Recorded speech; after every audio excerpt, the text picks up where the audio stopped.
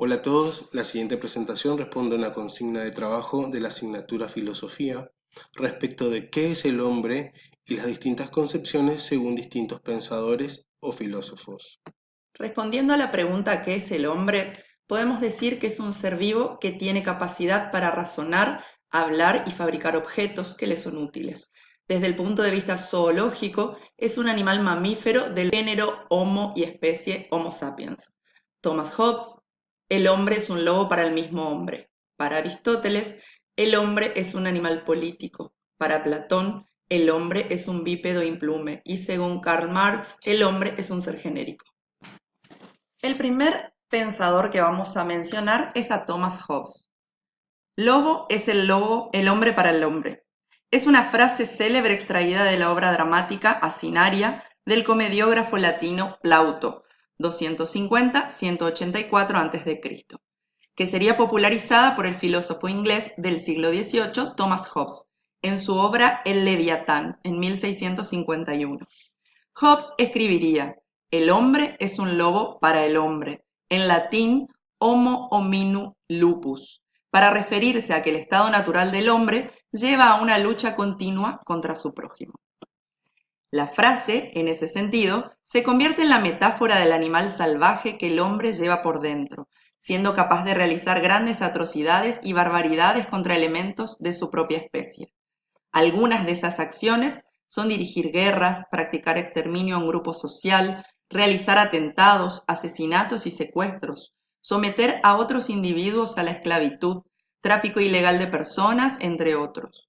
No obstante, Thomas Hobbes indica que la paz y la unión social pueden ser alcanzadas cuando son establecidas en un contrato social, en el que se define un poder centralizado que tenga la autoridad absoluta para proteger a la sociedad, creando una comunidad civilizada.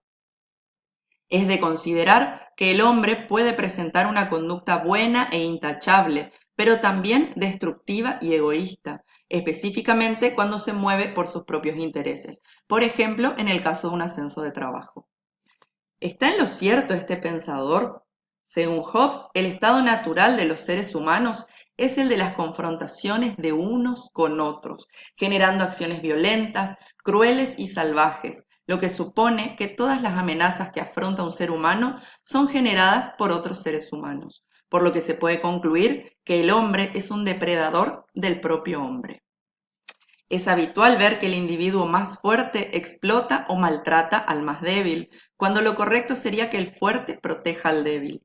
Como la especie humana no posee tal comportamiento, Hobbes presenta el contrato social para lograr una convivencia armoniosa, equilibrada y en paz entre los ciudadanos de una sociedad. Como tal, el contrato social es diseñado con la intención de establecer una autoridad, normas morales y leyes a las que están sometidos y deben cumplir los individuos. Este contrato otorga a cada individuo derechos y deberes a cambio de abandonar la libertad que posee en el estado natural para asegurar su sobrevivencia en la sociedad. No obstante, los términos establecidos en el contrato social pueden cambiar con la condición de que todos los intervinientes estén de acuerdo y así lo deseen.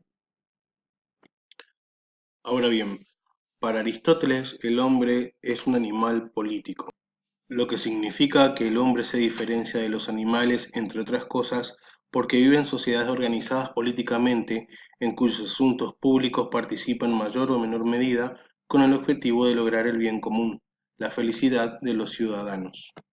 Esta afirmación, como tal, es clave en el pensamiento filosófico de Aristóteles, pues plantea que el hombre no puede ser concebido fuera de su relación con el Estado en su condición de ciudadano.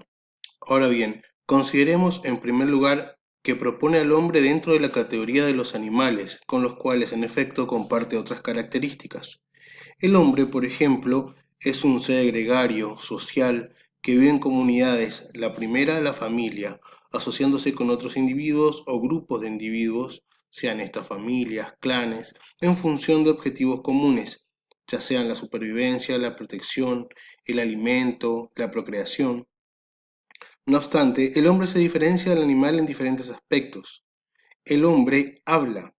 Esto quiere decir, se puede comunicar a diferentes niveles de complejidad con sus iguales, lo que a su vez significa que necesita de otros para comunicarse, expresar sus sentimientos, emociones y pensamientos.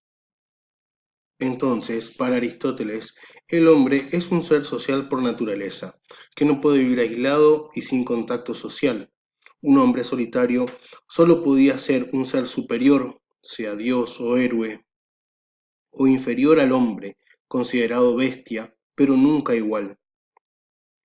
El hombre, además de ser racional, tiene la capacidad de pensar, reflexionar, discernir, ser consciente de su existencia y de la de sus pares, y como ser racional puede distinguir lo bueno de lo malo, lo virtuoso de lo inmoral, lo positivo de lo negativo. La razón, en este sentido, empuja al hombre a buscar lo justo, lo virtuoso, lo bueno, en definitiva, la felicidad. Pero para ello, para formarse y realizarse plenamente, el hombre necesita de los otros, es decir, que el hombre necesita vivir en sociedad.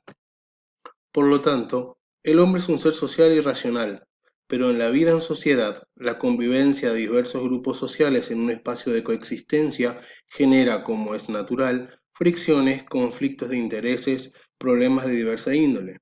Por ello, las sociedades necesitan regulaciones, reglas, normas, leyes, principios y valores que alivien las dificultades inherentes a toda convivencia y que aseguren una coexistencia armoniosa donde prevalezcan valores como la justicia, el respeto, la tolerancia y la solidaridad.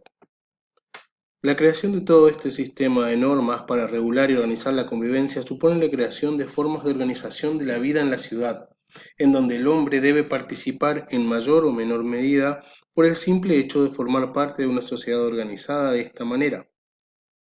A la participación del hombre en los asuntos públicos del gobierno y el Estado se le llama política. La política es una rama de la moral que se ocupa de las actividades por medio de las cuales una sociedad resuelve los problemas que plantea su convivencia. De este modo, debido a que el hombre es un animal social y racional, inmerso de manera ineludible en los asuntos de la polis o de la ciudad-estado por su condición de ciudadano, por esta razón, el hombre es también un animal político que participa en la organización de la sociedad y en la resolución de sus problemas, en la aplicación de las leyes y de la justicia y en el logro del máximo bien común que es la felicidad de los ciudadanos. Para Platón, el hombre es un bípedo implume que está constituido por dos elementos, cuerpo y alma. El cuerpo es el elemento mortal y por lo tanto nos une al mundo sensible. No solo posee necesidades, sino que desarrolla pasiones que afectan al alma. El alma pertenece al mundo de las ideas y por lo tanto es el elemento inmortal y no material. El alma está dividida en tres partes según Platón: el alma racional, irascible y concupiscible. Según Platón, lo real y verdaderamente humano se encontraba en el alma. Para él, el alma es la esencia humana y el cuerpo un instrumento a su servicio. Entonces, para Platón, el ser humano es un alma racional encadenada a un cuerpo material y sensible que busca salir de él para retornar a un estado original de perfección a través de una continua lucha por el logro de mayores y más perfectos conocimientos, y evitando caer en los apetitos de su ser sensible y material, de donde se concluye que la función prioritaria de todo ser humano ha de ser el cultivo de su inteligencia como un deber moral por el rescate de su alma de lo terrenal, Dexa, mundo sensible, y su retorno al mundo superior de la perfección, llamado episteme, mundo inteligible. El alma racional, representada en el mito del carro alado por el auriga, posee la función de razonar, conocer y dirigir, cerebro. El alma irascible, representada en el mito del carro alado por el caballo blanco o bueno, posee la fortaleza, la voluntad y el valor, o sea, el corazón. Y el alma concupiscible, representada en el mito del carro alado por el caballo negro o malo, posee los deseos carnales y está íntimamente ligada al cuerpo. El hombre es entonces el alma como esencia humana, quien está encadenada al cuerpo temporalmente.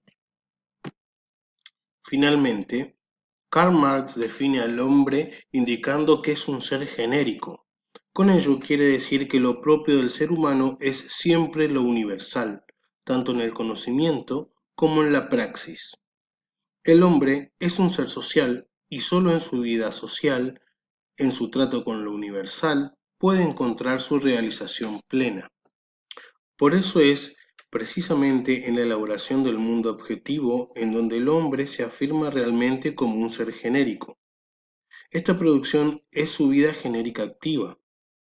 Mediante ella aparece la naturaleza como su obra y su realidad.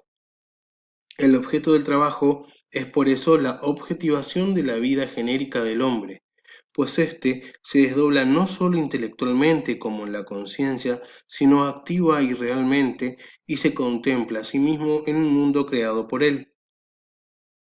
Por esto el trabajo enajenado, al arrancar al hombre del objeto de su producción, le arranca su vida genérica, su real objetividad genérica, y transforma su ventaja respecto del animal en desventaja, pues se ve privado de su cuerpo inorgánico, de la naturaleza. Del mismo modo, al degradar a la actividad propia, la actividad libre a la condición de medio, hace el trabajo enajenado de la vida genérica del hombre un medio para su existencia física. Mediante la enajenación, la conciencia del hombre que el hombre tiene de su género se transforma, pues de tal manera que la vida genérica se convierte para él en simple medio.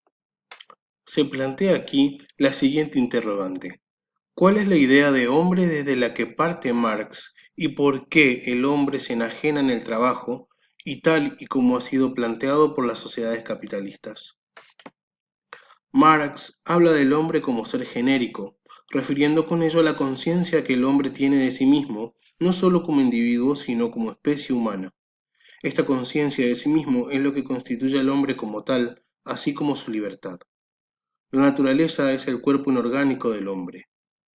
La actividad vital es el objeto de su voluntad y el de su conciencia, y esto es lo que distingue al hombre de los animales, que no distinguen su actividad de sí mismos. En este sentido, el trabajo tiene que ver con una elección y con la manipulación de la naturaleza inorgánica. El hombre puede producir libre de la necesidad física y, de acuerdo con Marx, solo produce verdaderamente cuando está libre de esta necesidad. Esta producción del ser genérico es el trabajo sobre el mundo objetivo y es la vida activa de la especie. El objeto del trabajo es la objetivación de la vida del hombre como especie. Ahora bien, con el trabajo enajenado se invierte la relación del ser genérico con la actividad vital. El hombre, como ser con conciencia de sí, hace de su actividad vital, de su ser, solo un medio para su existencia. Porque con el trabajo enajenado, el trabajador pone su vida en el objeto y su vida no le pertenece ya a él, sino al objeto.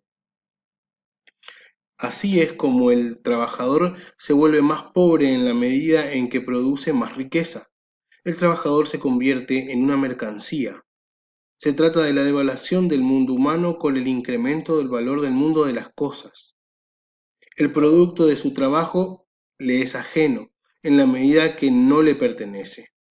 Y si no le pertenece, es porque le pertenece a otro hombre, el capitalista. La enajenación del trabajo consiste entonces en que el trabajo es externo al trabajador. Esto no se realiza en su trabajo, sino que se niega. No es un trabajo voluntario, sino impuesto, puesto que no se trata de la satisfacción de una necesidad, sino de un medio para satisfacer sus necesidades. Por último, no es su propio trabajo, sino el trabajo para otro.